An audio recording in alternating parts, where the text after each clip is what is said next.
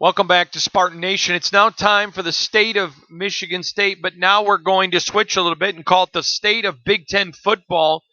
And this is Spartan Nation. Senior writer Johnny Shop joins us. We're going to really just go through meticulously and talk about all 14 Big Ten teams. John will join us later in the week to talk about other subjects.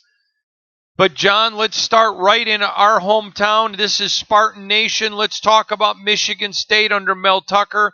Obviously behind the eight ball a little bit, trying to rebuild. But I think you've seen all the tons of recruiting coverage at SpartanNation.com. Your thoughts on the rebuilding Spartans, where I believe Mark D'Antonio simply had to go. Yeah, well, let's start with the basic premise that for whatever reason, the first year of a new coach is almost always got a little extra juice than any other year that you see a coach at a program. For example, look at the difference D'Antonio had in 2007. Look at the difference Jim Harbaugh had in his first year or two at Michigan, where that team played much harder than they had in the past. So as far as how hard the Spartans are going to play, I expect we're going to see something that looks very different than we've seen in recent years. We are curious about who the quarterback will be. You would think Rocky Lombardi has a slight edge going into what now will be the summer, whenever this thing gets going.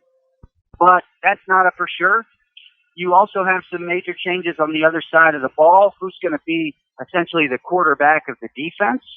And one place I am looking for a real significant improvement is on the offensive line. You had some young guys, some freshmen going the right direction, getting reps. So I don't think that things are as bad for Michigan State as they look on paper. And as we talked about before, having a chance to play for a bowl game would be a successful first year for Coach Mel Tucker. All right, so let's keep going. Let's talk about the Wisconsin Badgers and Paul Chryst.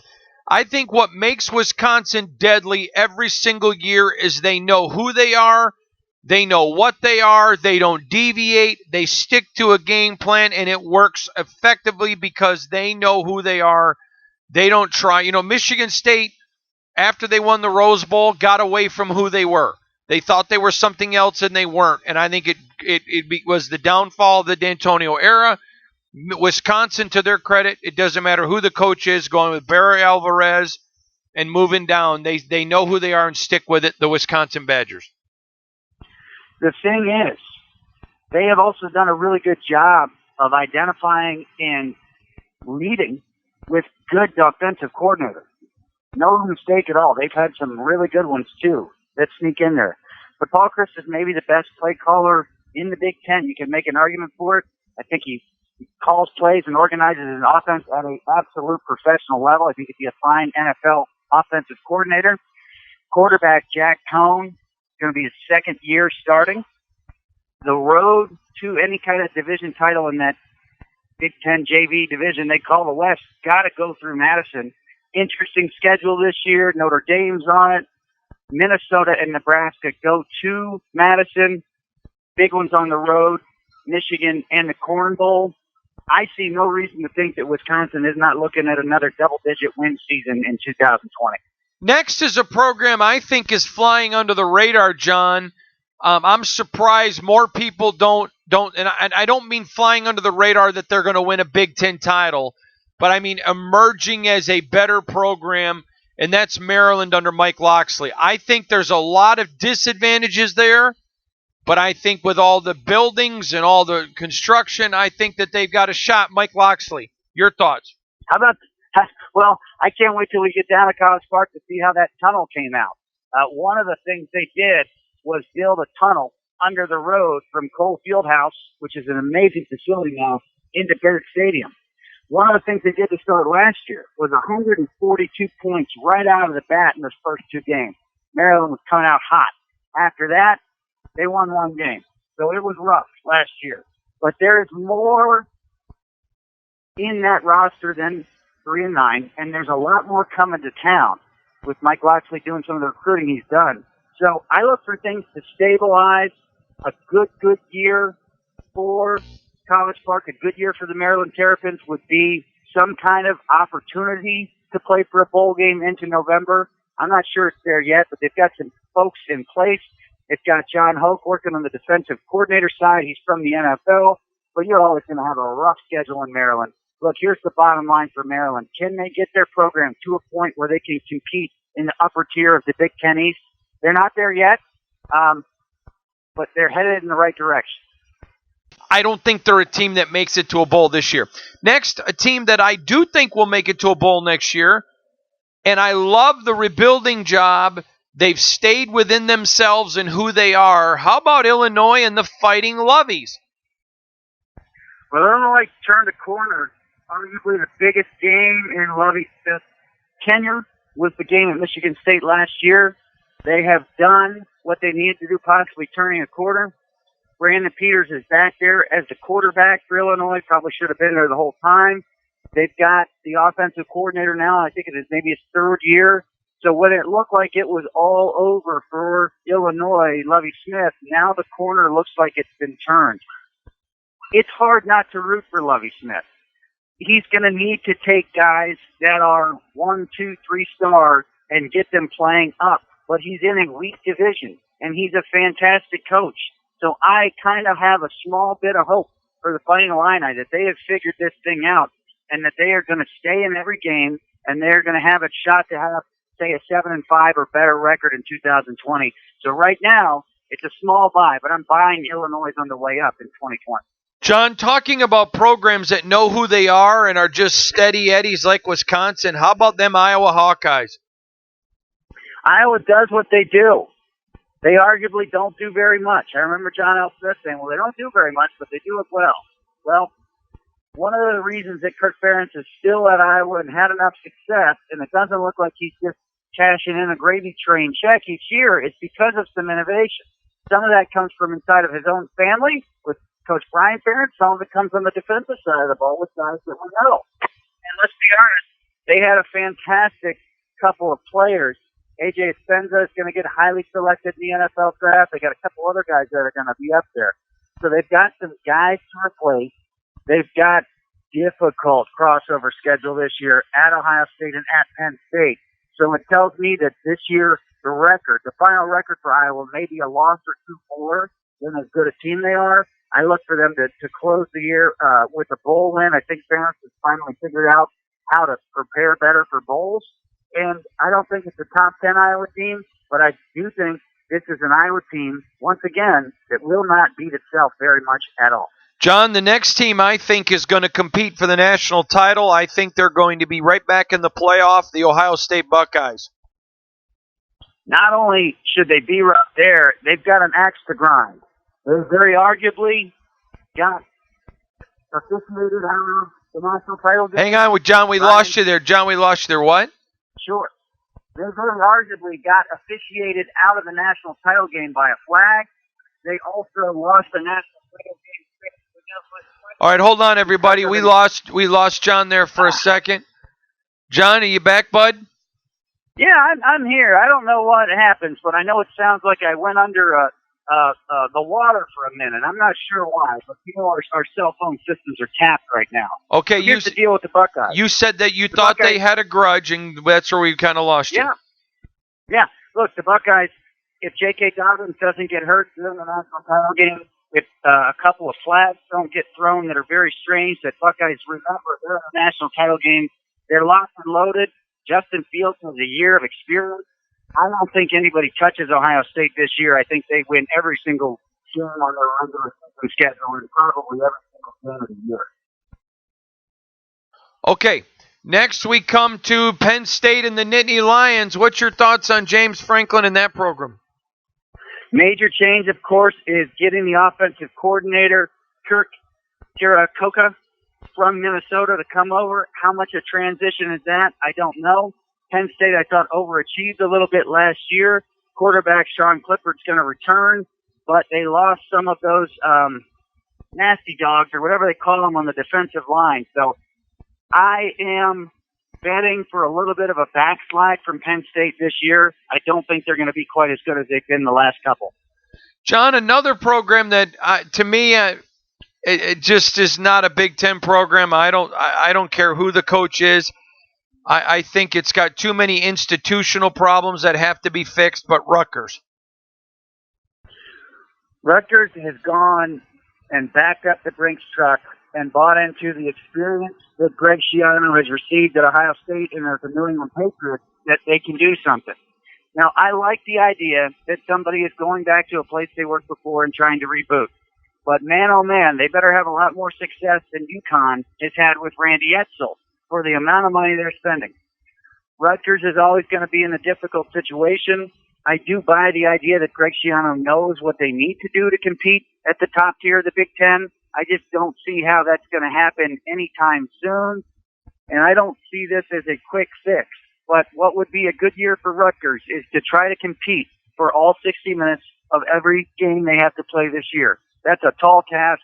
I don't think they get many wins, and I don't think they get a whole lot better. John, now we turn to the team just down the road, the Michigan Wolverines. Your thoughts on this program? And I want to say this. I'm not trolling. Michigan loves to talk about the winningest program in history, and I agree with them. They are.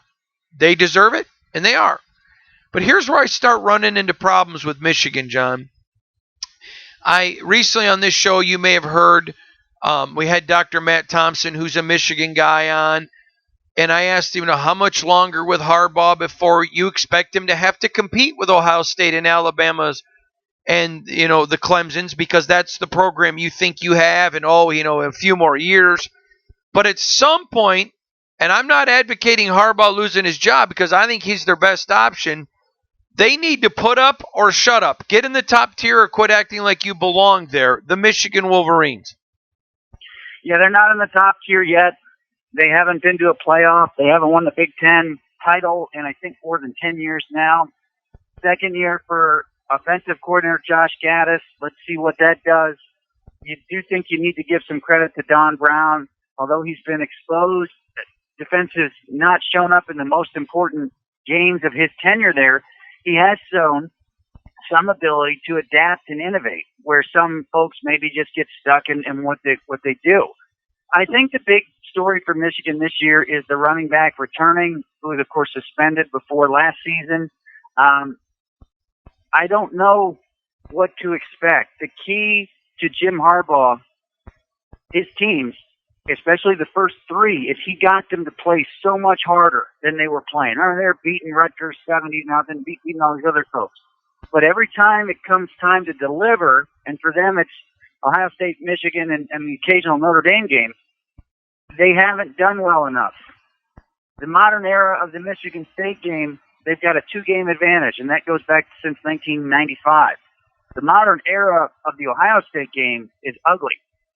Michigan's got a longer way to go to get where they want to get, but it seems to me like the ultimate glory for them would be to win the Big Ten and make the college football playoff. And I don't see how that happens this year or next year, and I don't think it happens a year after that. The Purdue Boilermakers, John, I think they're a program that found their coach. They sure gave him a lot of money. I think this is a program that can get to a place where they expect to be in a bowl every year. I don't know about how much more than that, but I expect them to be in one. Your thoughts on Purdue? Yeah, so some big changes. The biggest change, Bob Fiacco, is going to be the defensive coordinator. He was a guy at Notre Dame when they had a pretty good run with Brian Kelly, who didn't do too well as a head coach. Purdue does have Rondell Moore, most exciting player in the Big Ten. Purdue had too many injuries last year. That has got to stop. That has got to stop this year. And the quarterback position, I don't think it's super clear yet. I actually think that many things that went bad last year for Jeff Brown and Purdue are going to go better this year. So I like Purdue bouncing back this year and being competitive in all games, and not at a double-digit win total, but I think they're going to be 8 wins or more in 2020. I'm going to tell you the surprise team in the Big Ten for me next year, the Indiana Hoosiers. Indiana is on the way. You know they're doing good things when Alabama comes in and says, hey, we'd like one of your assistants. When's the last time something like that happened? Indiana coach Tom Allen has got this thing going in the right direction. He's got them playing hard. He's got clarity at the quarterback position. What we saw at Michigan State last year with Michael Penix, I think is the future. We see an Indiana team that strength and conditioning wise is overachieving. It reminds folks a little bit of the early years of D'Antonio for a reason. So I like Indiana. To me, if Indiana gets another 8-win season, that is rock solid, and things are really going the right direction at Bloomington. A program like PJ Fleck and the Minnesota Golden Gophers, man, they are doing well. I expect them to repeat last year's performance. I'm expecting a massive season from them this year. Well, I think the issue that they've got is there much of a change with the new offensive coordinator? And I don't believe there's going to be any big dramatic change. So everything in Minnesota is about carrying the momentum forward. Right now, they're getting the level of respect that, again, the early D'Antonio teams got, which is not very much. There's nobody betting on Minnesota to be a double-digit win team again this year. There's nobody betting on Minnesota to do a lot of what they did last year.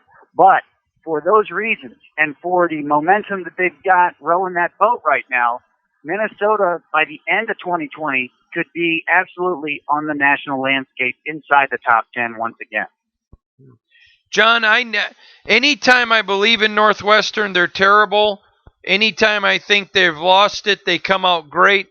I have no opinion, the Northwestern Wildcats. You've just basically summed it up right there. A lot of confusion there. I was absolutely expecting 5-star quarterback recruit from Clemson transferred to be the leader of the Wildcats and change the game there with all of a sudden they've got a 5-star. That didn't happen. I don't know what could go much worse for a 3-9 team last year at Northwestern. So what's a really good year this year? I guess a good year for them is having a chance in November to play games that could get them into a bowl. I don't know if that's going to happen. I don't know if we're ever going to see more than teeter-totter back and forth at Northwestern. I'm kind of like that with you. It's really hard to expect much of them. When you don't expect much, they seem to do things. If they play for a bowl game or make a bowl, I think it's a very successful year after winning just 3 in 2019. John, the last team we're going to talk about is a team that I expect to get back to bowl eligibility this year. And after this year, I don't think they'll ever go back below it for a long time, at least for the length of the tenure of their head coach. I love the rebuilding process. They're taking their time. They're not cutting corners.